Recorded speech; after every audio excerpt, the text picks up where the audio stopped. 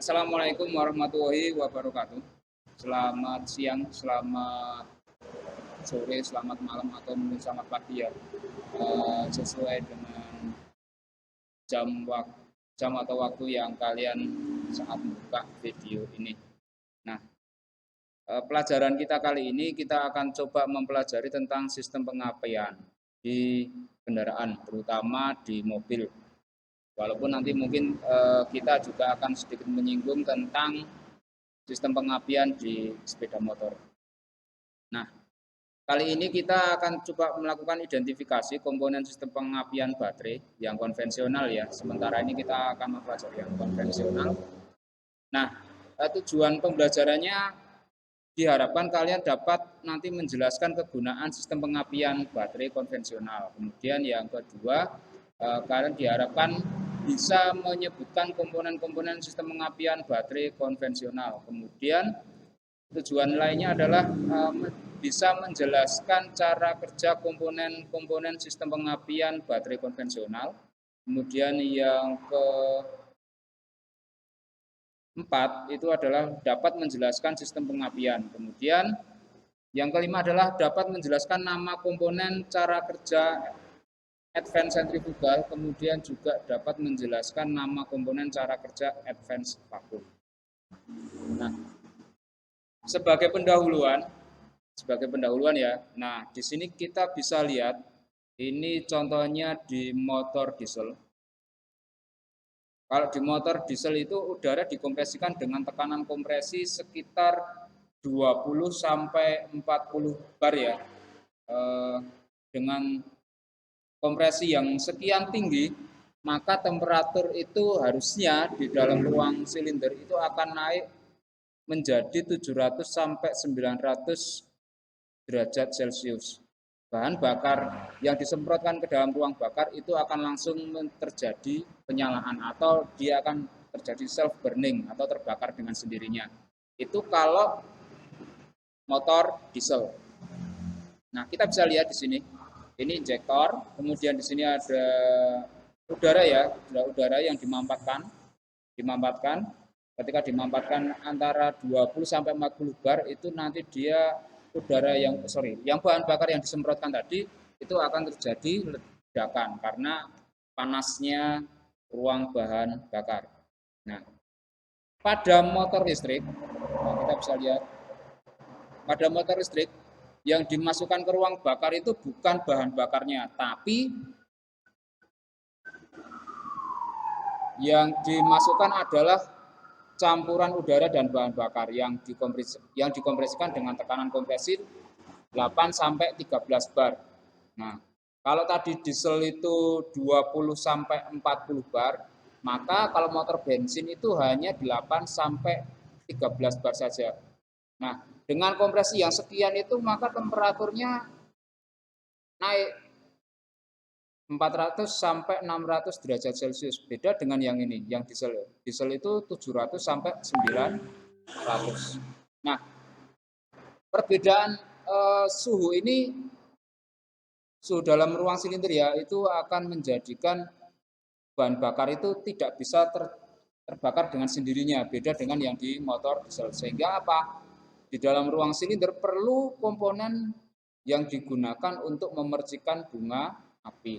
Nah, maka di sini ditambahkan kalau motor bensin itu adalah ditambahkan dengan busi. Nah, busi ini nanti yang akan meloncatkan bunga api sehingga dengan panas 400 sampai 600 derajat ini percikan bunga api ini nanti akan menjadi pemicu ledakan di dalam ruang silinder.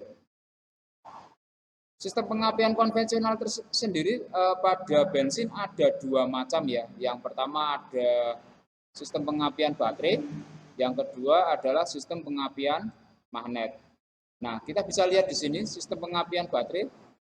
Di sini ada baterai atau aki, kemudian kunci kontak, kemudian di sini ada koil, kemudian di sini ada delco, kemudian di sini ada busi.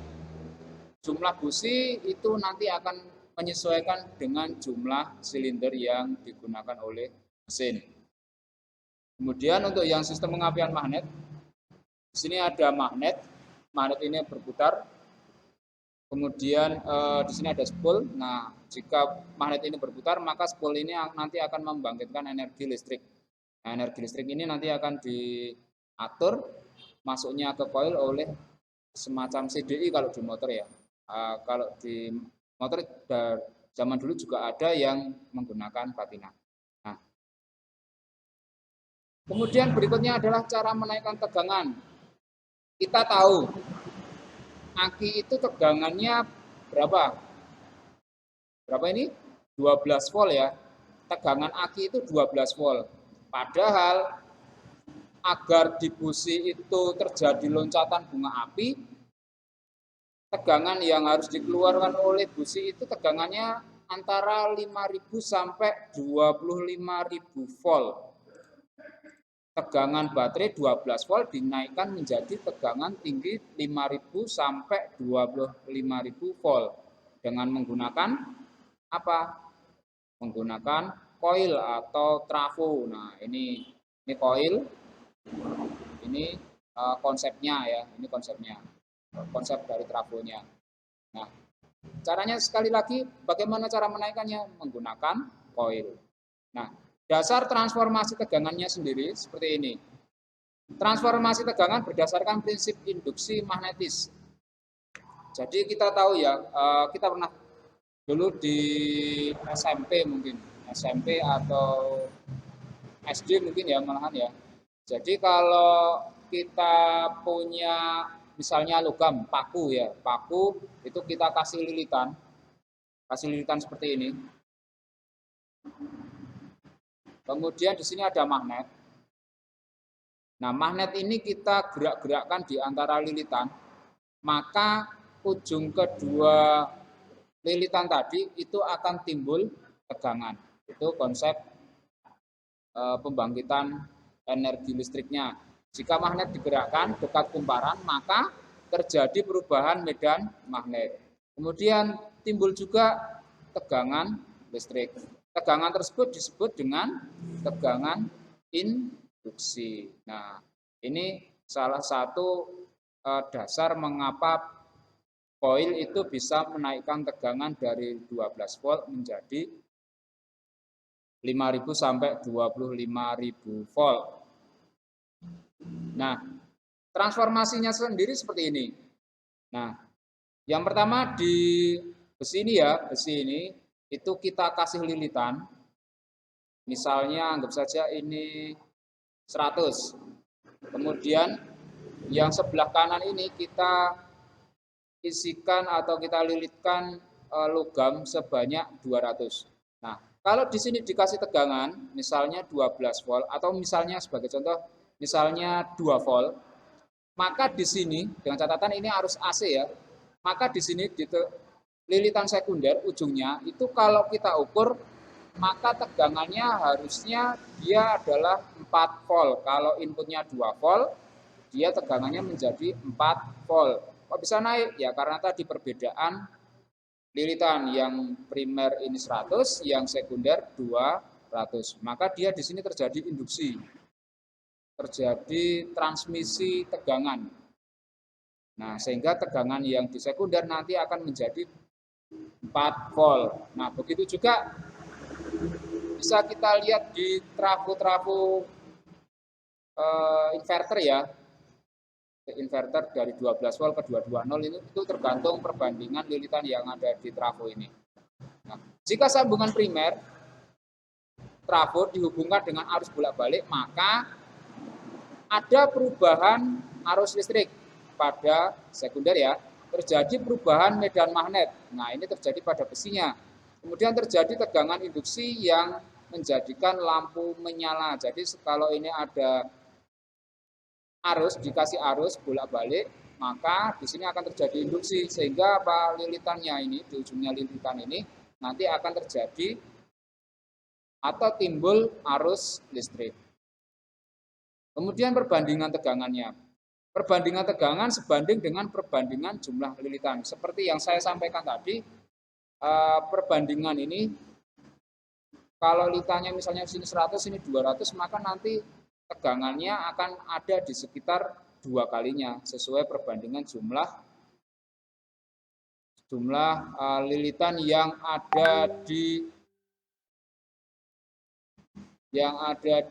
trafonya.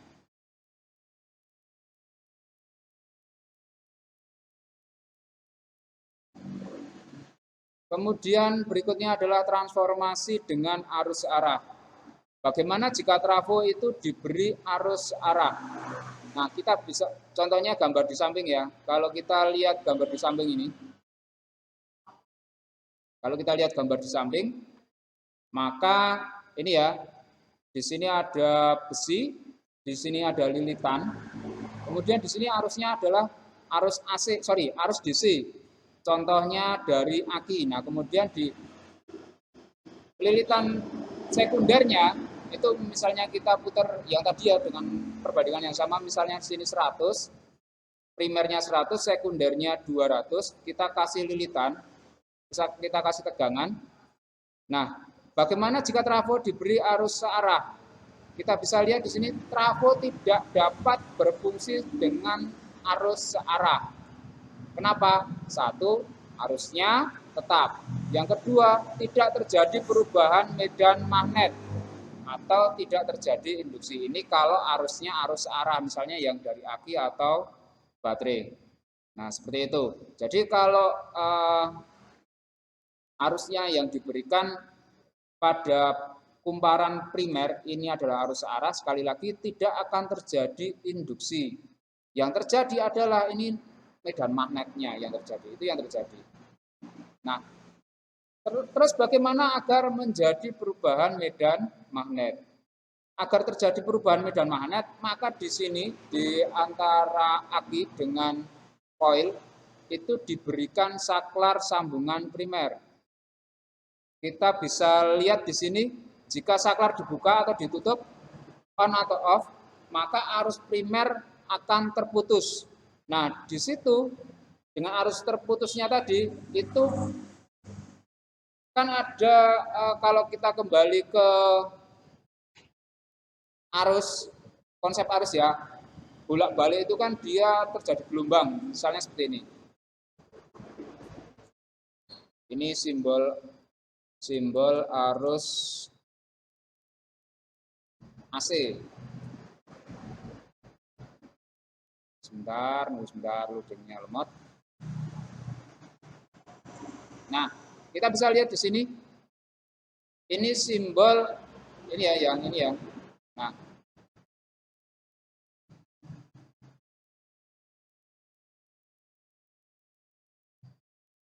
kita bisa lihat di sini. Ini arus AC ini naik, turun, kemudian naik lagi. Itu satu siklus. Bandingkan dengan yang DC. Ini kan arusnya searah terus. Nah, kembali ke pembahasan. Arus primer terputus-putus. Nah, dengan kondisi yang seperti ini, dengan arus yang primer yang terputus-putus ini kan tadinya kan ini ya, ini batas tengahnya. Nah, ini kan lurus yang DC. Nah, ketika diputus, maka di sana itu akan terjadi penurunan tegangan. Nah, penurunan tegangan ini, saat penurunan tegangan ini, atau mungkin ada naiknya tegangan dari kondisi putus ke nyambung, itu terjadi atau identik dengan arus yang pada AC. Akan terjadi gelombang yang identik, sekali lagi, gelombang yang identik dengan arus listrik yang tipenya AC. Karena misalnya dari sini ya, nah ini turun. Misalnya lurus, nah ketika diputus kan dia turun.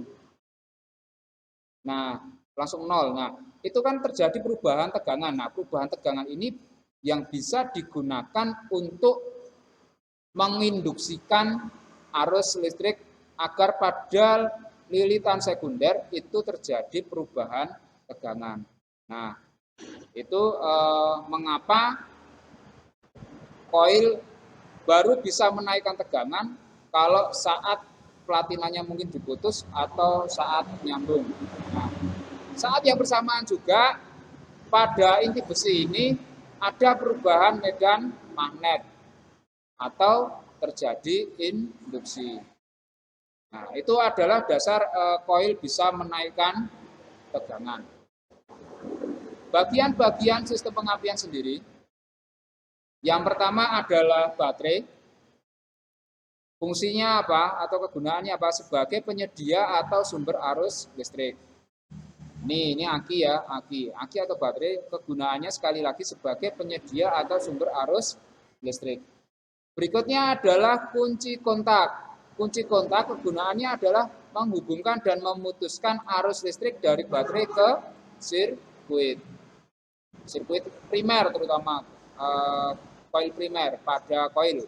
Kemudian koil pengapian kegunaannya adalah mentransformasikan tegangan baterai menjadi tegangan tinggi yang tadinya tegangan 12 volt kalau di aki ya, tegangan 12 volt menjadi 5.000 sampai 25.000 volt. Nah, kemudian komponen selanjutnya adalah sebagai pemutus ya. Tadi ya yang untuk menjembatani arus DC ya. Adalah ini platina, kontak pemutus atau platina.